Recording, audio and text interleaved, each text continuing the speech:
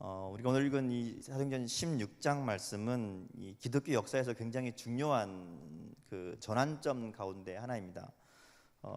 원래 복음은 예루살렘을 중심으로 예수님이 사역하셨던 갈릴리와 예루살렘을 중심으로 복음이 퍼져나가기 시작했는데, 이 복음이 이제 오늘 이 사건을 계기로 그동안이 머물렀던 이 아시아 지역이 아니라 유럽 땅으로 건너가게 되는 그런 전환점이 되는 사건입니다. 오늘 이 이야기의 배경은 바울이 이제 두 번째 전도 여행을 시작하는 그 내용 중에 있습니다.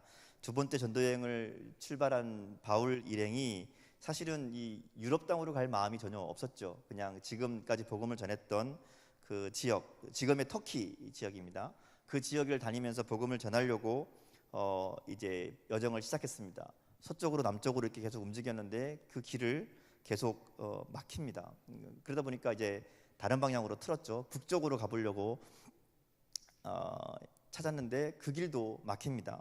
그듭 문이 막히는 것을 경험하면서 바울이 이제 점점 떠밀려서 서쪽으로 계속 이동을 하게 되는 그런 상황에 있었습니다.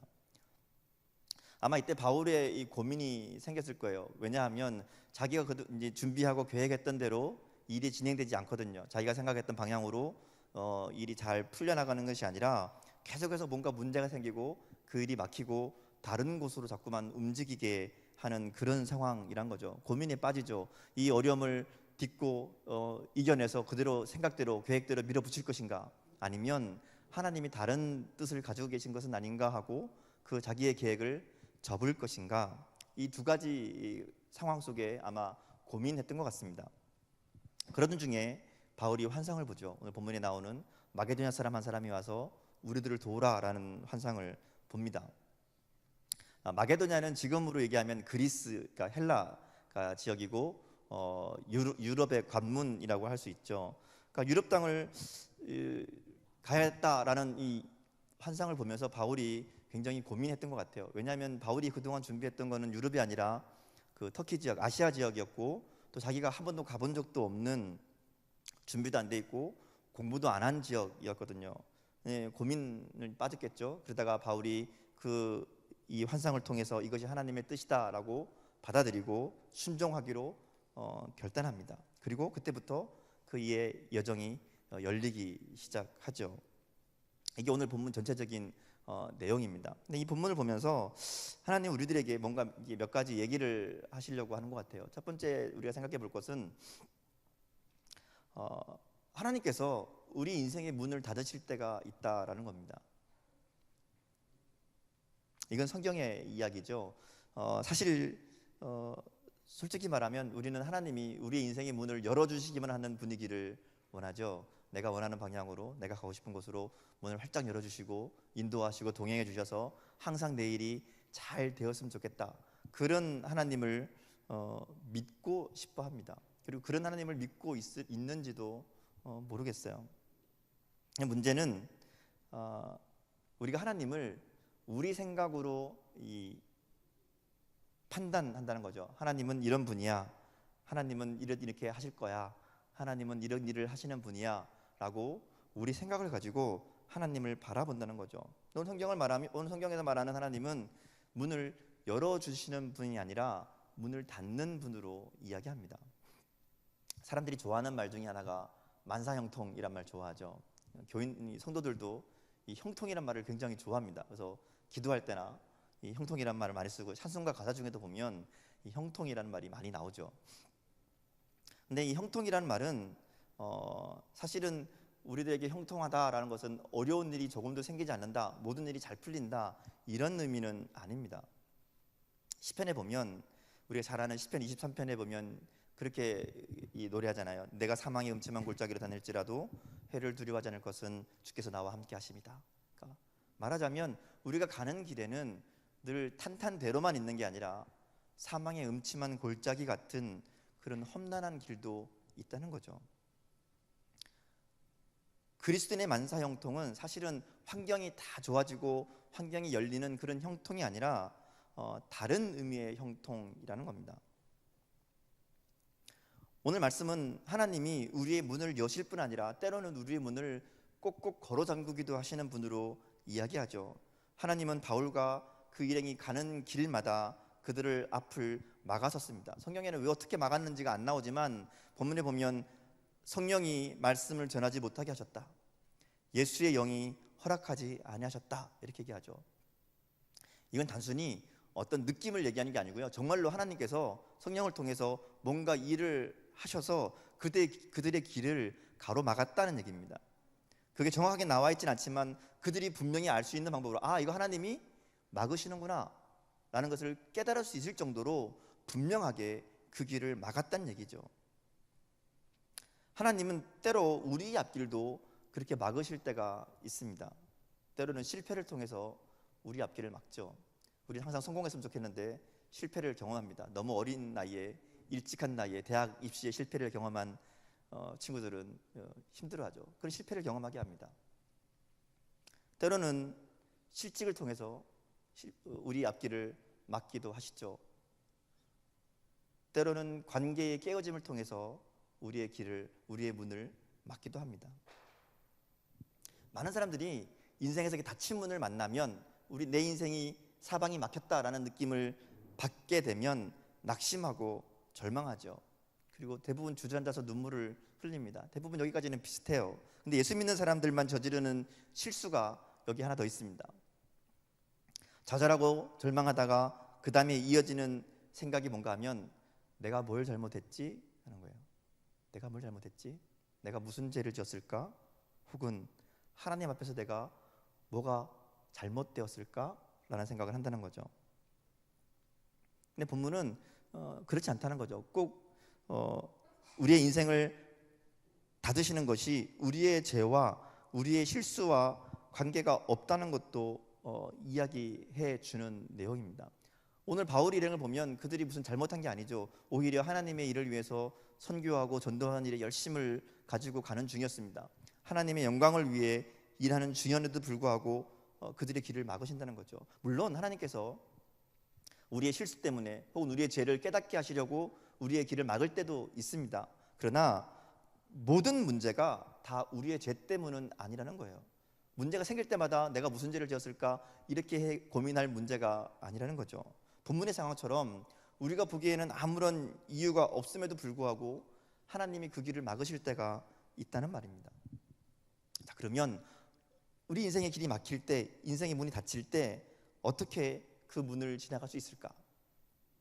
오늘 바울 사도를 보면 인생의 길이 막히죠. 전도의 길이 막힙니다. 일로 가도 막고 절로 가도 막고 길이 다 막히는 그 순간 바울이 뭘 하는가 하면 절망하거나 낙담하지 않습니다. 그리고 드로아로 내려가서 거기에 멈추죠. 드로아는 지도를 보면 땅끝, 그러니까 말하자면 바닷가에 있는 지역입니다. 앞에는 바다가 가로막혀 있고요, 남쪽이나 북쪽 길은 이미 성령께서 다 막으셨죠. 동쪽에서 왔으니까 뒤로 돌아갈 수는 없잖아요. 그러니까 사방이 다 막혀 있습니다. 오든 방향으로 가서 그냥 쭉 가는 수밖에 없는데 앞에는 바다밖에 없습니다. 그래서 그 길이 막힌 그곳에서 바울이 하나님의 음성을 듣기 위해 그 자리에 멈춰서죠. 그리고 하나님의 음성에 귀를 기울입니다. 우리가 신앙생활하면서 범하기 쉬운 실수 가운데 하나가, 인생의 문이 닫혔을 때, 우리 앞에 어떤 어려움이 닥쳤을 때 그 닫힌 문 속에서 하나님 나에게 어떤 이야기를 하실까, 하나님 나에게 무슨 뜻을 가지고 계실까, 그것을 듣기보다는 그 문을 열기 위해서만 애쓴다는 거죠. 병이 찾아온 사람은 어떻게 해서든지 그 병이 낫고자 하는 데에만 애를 씁니다. 그래서 그게 성경적이든 하나님의 뜻이든 상관없이 병만 나으면 되죠. 그래서 어떤 사람은 신앙도 버리고 이단 종교에 빠져들기도 합니다. 왜냐하면 병 고치는 게 목적이잖아요. 진학도 그렇고 취직도 마찬가지입니다. 앞에 진학에 문제가 있어요. 혹은 취직에 문제가 있어요. 그러면 그 문제를 해결하는 데만 마음이 급급해지고 그것만 바라본다는 거죠. 그래서 예배보다 공부가 더 중요하고 아르바이트 하느라 주일도 빼먹는 일을 서슴지 않고 행한다는 거죠. 왜냐하면 그게 더 중요하다고 생각하거든요.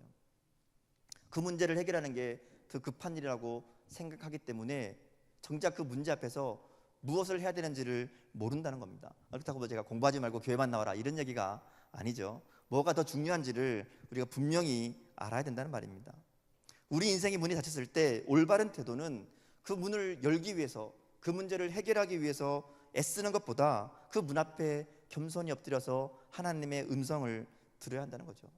문제가 생기면, 어려움이 생기면 그 문제 때문에 더 하나님 앞에 나오고 하나님의 뜻을 물어야 되는데, 자기 힘으로 해결하려고 그러고 자기가 뭔가를 자기 방법으로 풀어보려고 하니까 안 되는 거죠. 해봐야 늘 거기서 거깁니다. 그래서 인생이 늘 다람쥐 쳇바퀴 돌듯이 같은 문제를 반복하고 늘 같은 어려움에 빠지고 늘 그 모양 그 꼴로 살 수밖에 없다는 거예요.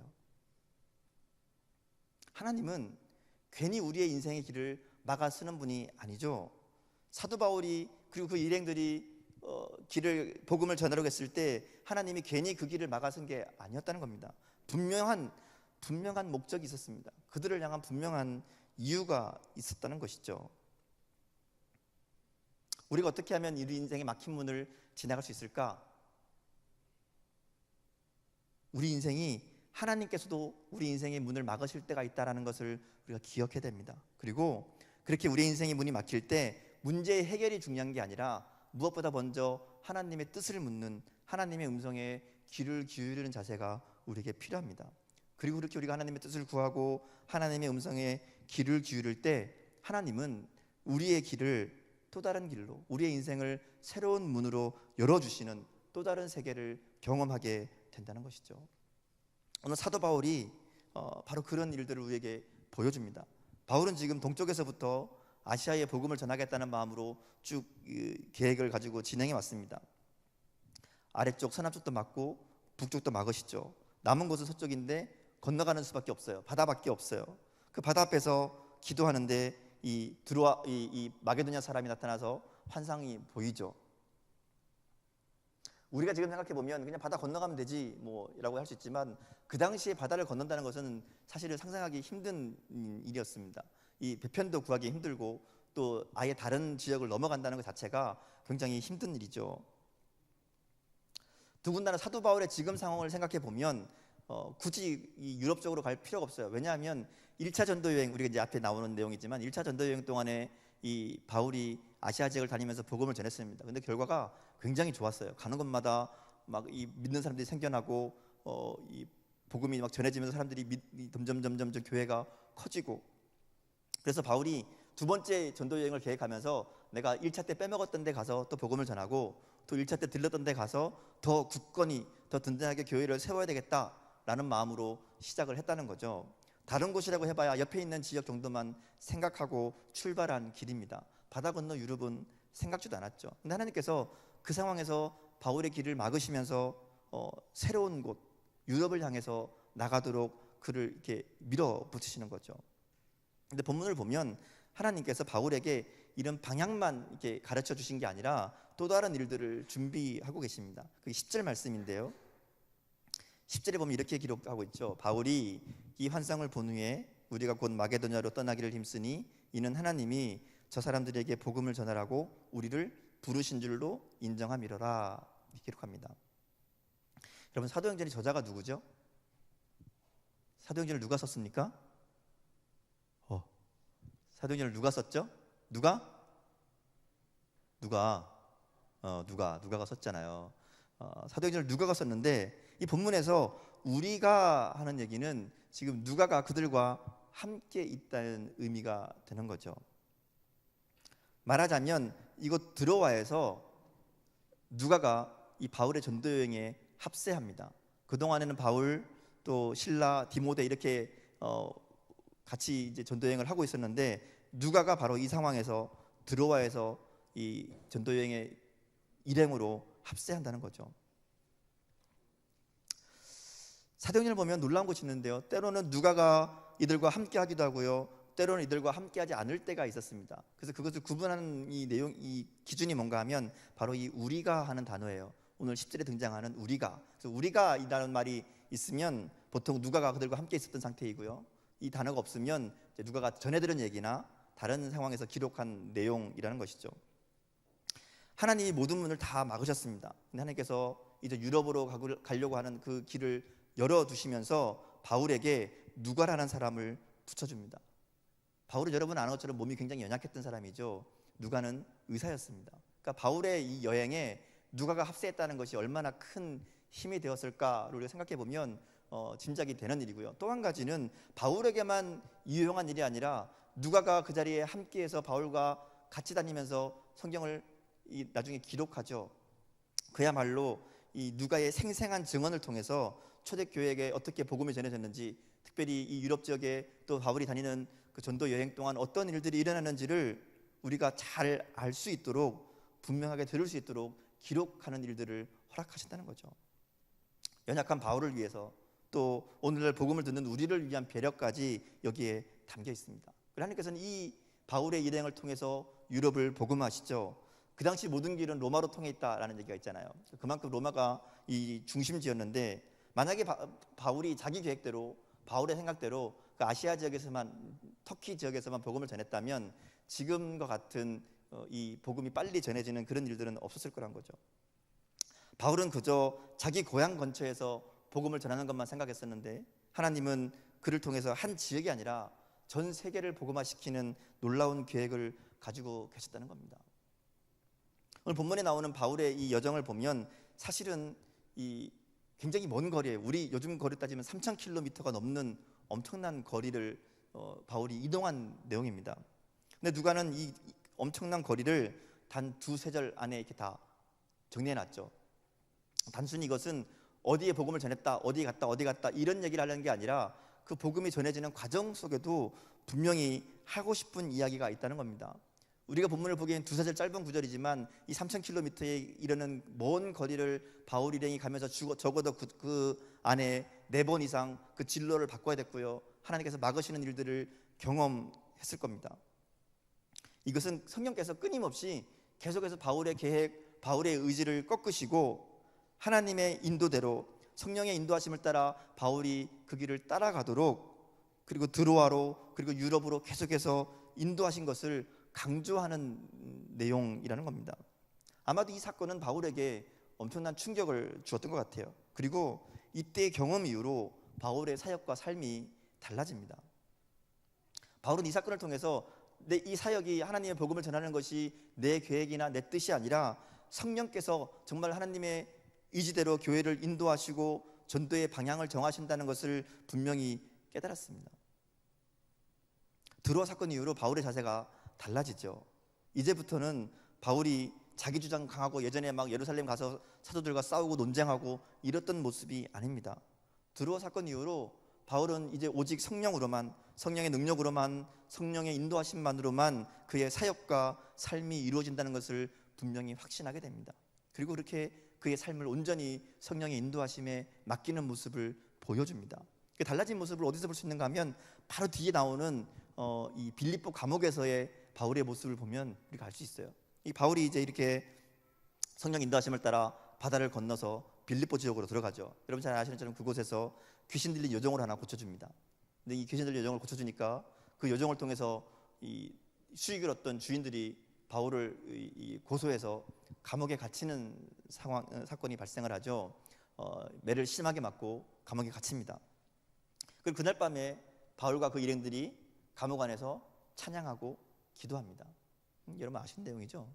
처음 듣는 얘기 아니죠? 자, 근데 문제는 그들이 무슨 기도를 했을까?